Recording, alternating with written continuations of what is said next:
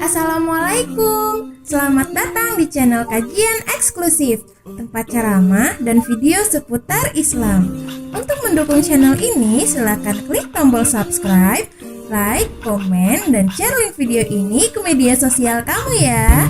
Semoga kita semua mendapat pahalanya. Jazakumullahu khairan. Dia buka tuh buku, masih buku yang sama, nggak ngerti. Dia panggil seorang warga Prancis keturunan Arab yang bisa bahasa Arab. Temenin gua dong, ngapain bacain buku ini?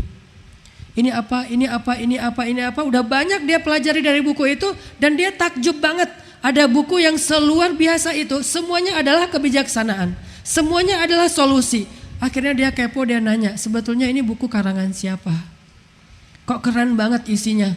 Semua isinya adalah solusi masalah saya. Saya lagi galau, di sini ada ayat galau. Saya lagi sedih, ada ayat sedih. Saya lagi diputusin, ada ayat supaya tegar gitu. Semuanya ada di sini. Ini siapa sih yang nulis buku ini, kok keren banget? Dibukalah sampulnya. Dikatakan ini adalah Al-Quran. Ditanya sama orang ini, sama si Jad, Al-Quran itu apa? Al-Quran itu kata-kata dari pemilik langit dan bumi, Allah Subhanahu wa Ta'ala. Inilah kitab suci orang Islam. Mulailah dia sadar kalau selama ini dia sebetulnya sedang mempelajari agama Islam, masuk Islam.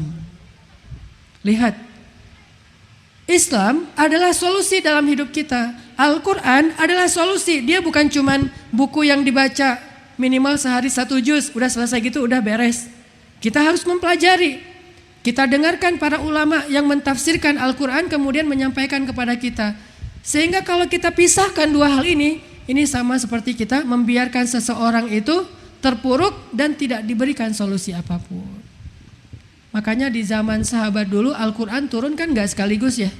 Turun kan berangsur-angsur. Ada masalah turun ayat, ada masalah turun ayat. Baru setelah sempurna 30 juz, ayat itu disusun kembali menjadi mushaf yang sekarang kita baca.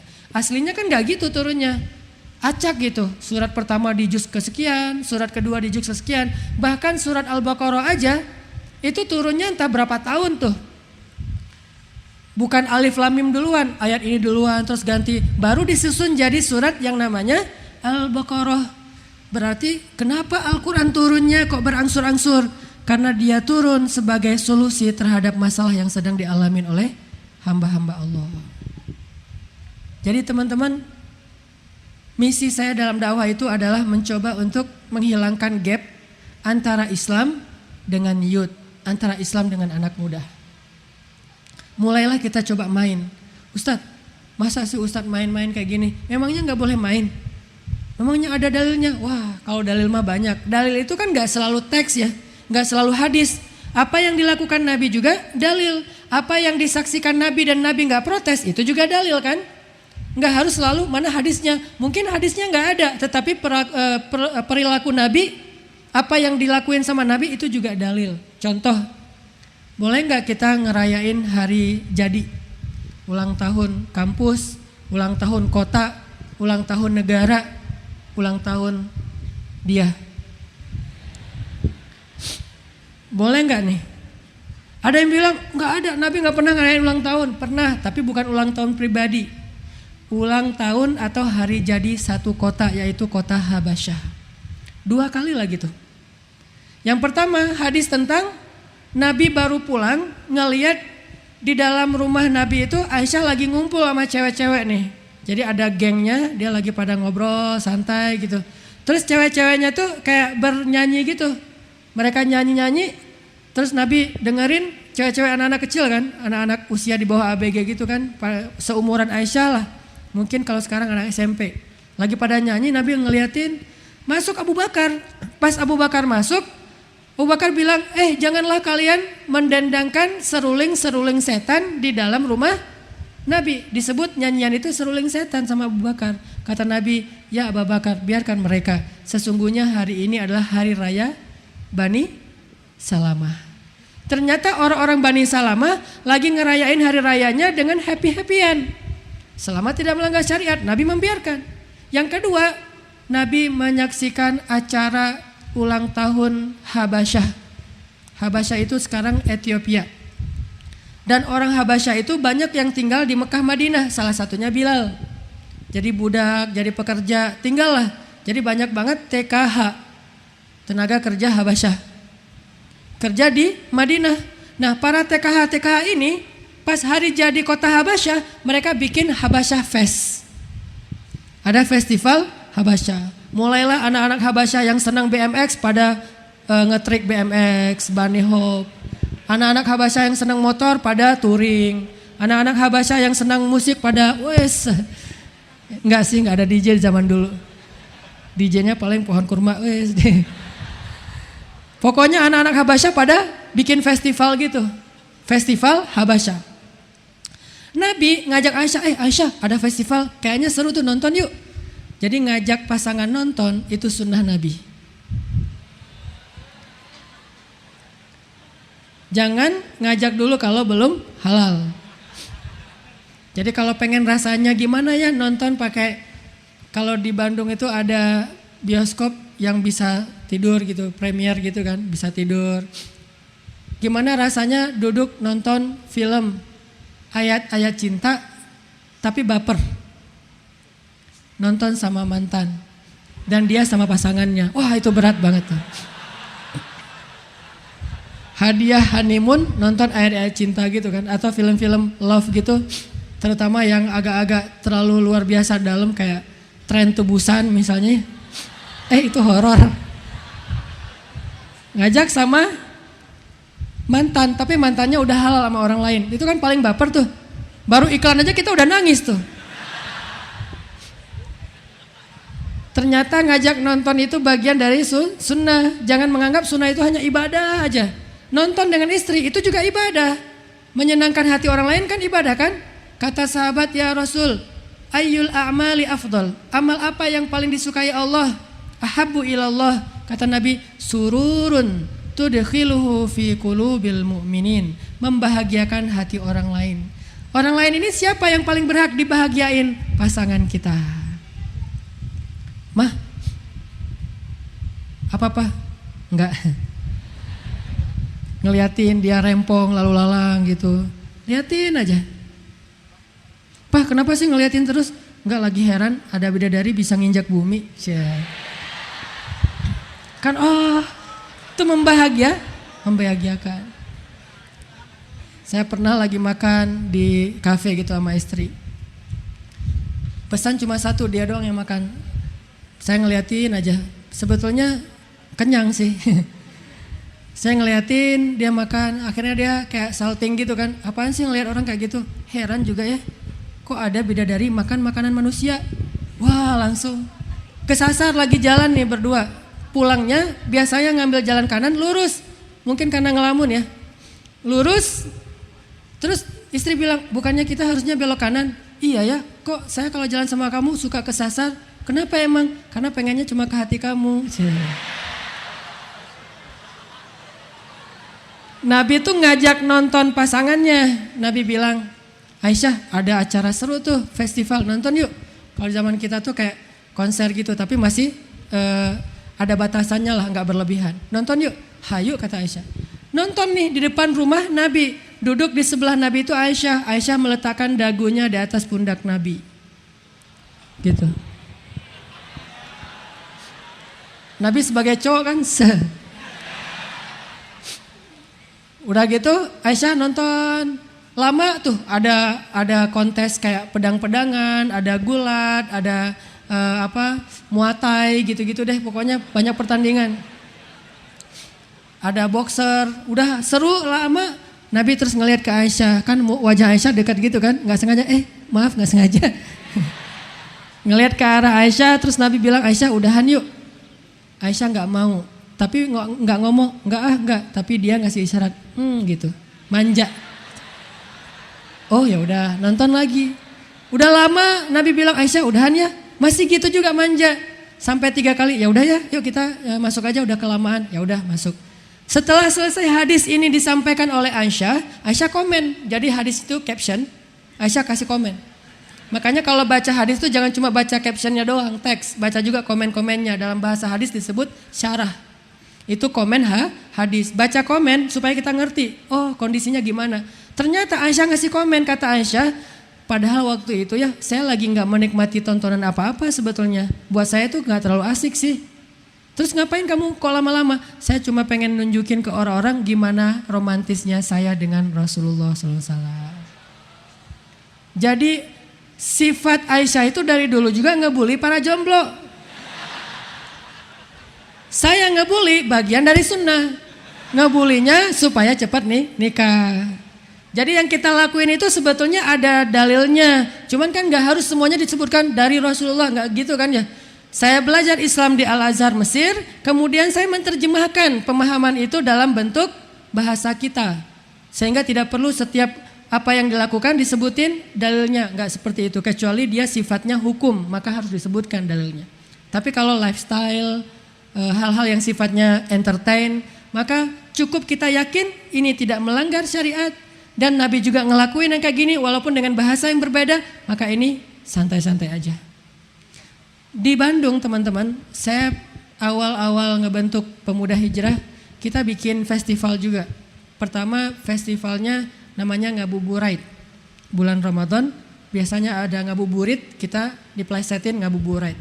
Kenapa ada banyak teman-teman rider di situ? Ngabuburit ada teman-teman skuter, Vespa, kemudian lambreta, terus ada teman-teman mural, graffiti, ada teman-teman tadi skate sama BMX, kita bikin acara depan masjid. Orang-orang pada nanya, ngapain sih depan masjid bikin kontes skate sama BMX? Bid'ah banget sih katanya. Pas taraweh, kita ngadain acara itu kan menjelang berbuka puasa. Finalnya, kontes terakhirnya dibikin justru yang pro-pronya itu tampil habis taraweh. Kayak gitu kita sengaja bikin biar teman-teman sekalian taraweh di situ. Pas sholat tarawih, sebelum sholat tarawih saya bacain dulu hadis-hadis main. Hadis-hadis main, Nabi suka main ini, main itu dan segala macam. Termasuk saya bilang hadis skate. Kaget kan? Emang skate ada hadisnya? Oh ada. Hadis BMX, ada hadisnya. Mana hadisnya? Cuman Imam Bukhari tidak ngasih judul hadis BMX. Judulnya doang yang beda, konteksnya, teksnya sebetulnya sama. Judulnya kalau di Sahih Bukhari itu bolehnya menamakan masjid dengan nama kabilah. Itu judul hadisnya. Bolehnya menamakan masjid dengan nama kabilah. Misalnya kabilah Bani Taim, Masjid Bani Taim, boleh. Tapi teks hadisnya apa? Nabi ngadain acara lomba berkuda. Mulainya dari sebuah spot di tengah padang pasir, finishnya di spot di depan masjid. Persis depan masjid. Kita akan lomba kuda dari tengah padang pasir sampai ke Masjid Bani Fulan bin Fulan. Imam Bukhari menyimpulkan, bolehnya menamakan masjid dengan nama kabilah. Saya ngambil angle-nya, hadis itu kan mutiara, angle-nya macam-macam. Saya ngambil angle dari hadisnya, ternyata Nabi juga ngadain lomba berkuda dari satu spot ujung-ujungnya ke masjid. Bayangin suasana finish kayak gimana tuh. Ayo kan rame tuh, heboh banget kan. Dan itu terjadi di depan masjid. Urusannya sama skate dan BMX mana Ustadz? Dulu orang ngendarainya kuda dan onta. Sekarang ngendarainya anak-anak muda, Vespa, BMX, skate dan seterusnya. Sama aja, yang penting permainan dan tidak melanggar syariat.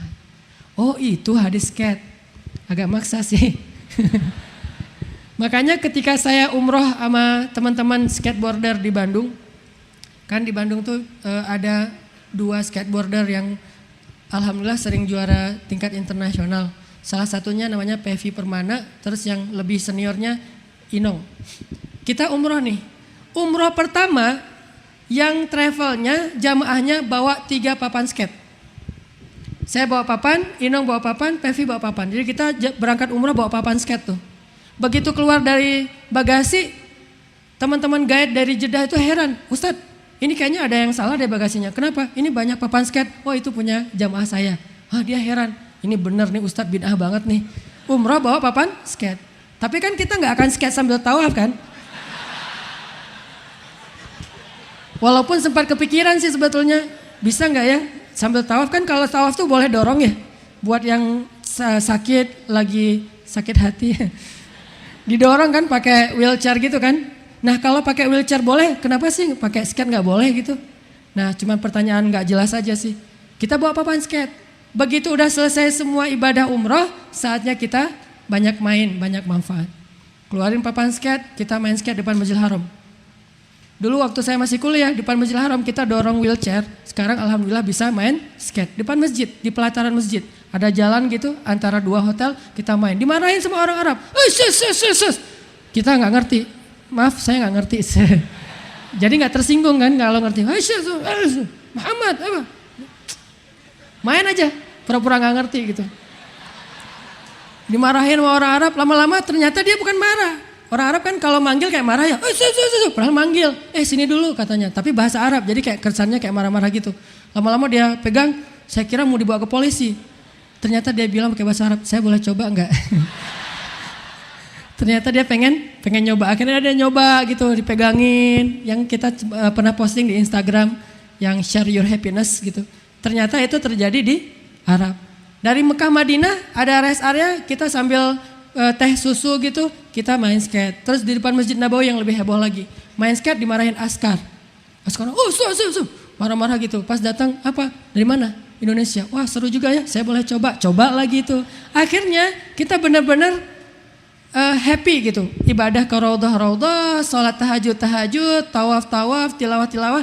Di waktu-waktu senggang, kalau yang lain mungkin belanja, kita mah main aja. Sama aja kan, yang belanja buat cewek-cewek. Yang cowok-cowoknya main, ada yang mainnya touring ke Jabal Uhud, ada yang mainnya naik hiking ke Gunung Jabal Nur.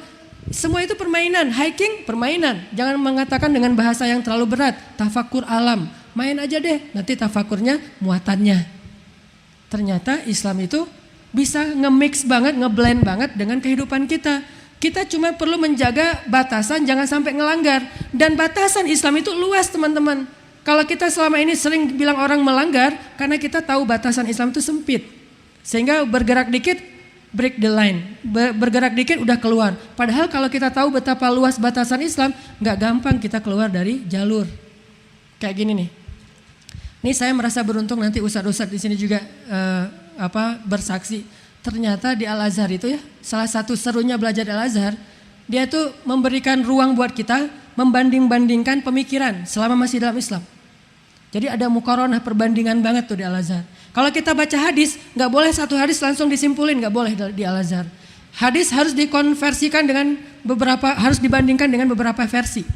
Akhirnya hadis tentang larangan makan dan minum berdiri. Kalau kita cuma baca hadis itu, kita bakalan bilang, gak boleh lo makan dan minum berdiri. Karena kita cuma baca satu hadis. Tapi kalau kita bandingkan nanti dengan kalimat yang lain dari Ibnu Abbas, dan ini bentuknya asar, ucapan para sahabat, tapi dilakukan oleh Nabi dan para sahabat. Apa kata Ibnu Abbas? Di masa Nabi kami biasa makan dan minum berdiri. Kok yang satu hadis ngelarang makan berdiri, yang satu lagi biasa makan berdiri dan minum. Ini gimana nih nge-mixnya nih? Seolah-olah kontradiktif. Nah ternyata akhirnya disimpulkan oleh para ulama, makan dan minum itu boleh berdiri tapi duduk lebih baik. Coba, jadi luas kan? Sehingga ada kondisinya kita makan itu memang harus duduk. Orang Arab makan berdiri apa yang dimakan? Makannya korma. Kita makannya nasi padang. Gimana berdiri kan repot ya. Wah, ini kuah di sini segala macam susah. Harus duduk pakai piring. Orang Arab nggak perlu pakai piring. Ada kondisinya kita makan harus berdiri. Standing party. Apalagi di kota-kota besar tuh sekarang party udah males nyewa-nyewa tempat duduk. Rata-rata berdiri. Kalau jongkok kan agak-agak risih gitu kan. Akhirnya berdiri. Nah, kondisional walaupun lebih baik duduk. Batasan ini kalau kita tahu betapa luasnya Islam, kita jadi tahu ternyata hidup dengan Islam itu sama sekali nggak kaku. Sama sekali nggak kaku. Kadang saya sholat pakai sarung, kadang pakai jubah, kadang pakai celana, tergantung lagi kemana. Masa pakai jubah apel kan agak-agak ngeri ya. Assalamualaikum. Sorban, jubah, tasbih. Apel gitu, Assalamualaikum, Waalaikumsalam. Oh maaf Ustadz, mau kemana? Mau ngapelin kamu. Astagfirullah Ustadz, kita belum. Jadi belum halal karena ngapelin calon. Gak bisa, tetap pakai celana. Ngapelinnya ngapain? Maksudnya ta'arufan. Pak, Assalamualaikum, Waalaikumsalam. Ada apa dek? Saya mau menyempurnakan agama. Oh bagus-bagus sekali itu dek. Dengan anak bapak, ya itu kurang bagus dek. Gitu.